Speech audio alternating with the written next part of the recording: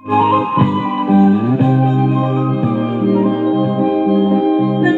salamat utang balay sa pinasbuhan namong nadawa, dili ug dili namo ikalimtan kini sa dugay na nga katuigan.